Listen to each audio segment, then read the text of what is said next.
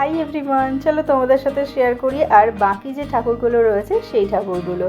বাকি বলতে আমরা জ্যোতির মোড় থেকে হাঁটতে হাঁটতে সোজা মানকুণ্ড স্টেশন পর্যন্ত গেছিলাম, আর ওই রাস্তায় বাকি যে ঠাকুরগুলো তোমাদের সাথে শেয়ার করা হয়নি সেইগুলোই আজকে তোমাদের সাথে শেয়ার করব।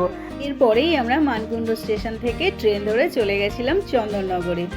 আর এই যে দেখো এই লম্বা লাইনটা, এইটা হলো ভোগ প্রসাদের লাইন, আর আমরাও কিন্তু লাইনে দাঁড়িয়েছিলাম। আর এই দেখো প্রসাদ আমরাও পেয়েছি, পোলাও, আলুর দম আর দরবেশ। এরপর প্রসাদ খেয়ে টুকটুক করে এগোতে থাকলাম, আর সামনে আরও কতগুলো প্যান্ডেলে ঠাকুর দেখলাম। এই প্যান্ডেলটা কিন্তু আমার ভীষণ ভালো লেগেছে। এটা একটা বৌদ্ধ মন্দির করেছিল, ভেতরটা খুব সুন্দর ছিল, আর এখানকার ঠাকুরও কিন্তু খুব সুন্দর ছিল। পরের ভিডিওতে আমি তোমাদের সাথে শেয়ার করব চন্দননগরের সেই ঠাকুরগুলো যেগুলো চন্দননগর স্টেশনে নামার পর আমরা দেখেছি, আর সেই সাথে চন্দননগরের বিখ্যাত লাইটিংও। আজ তবে আসি, টাটা।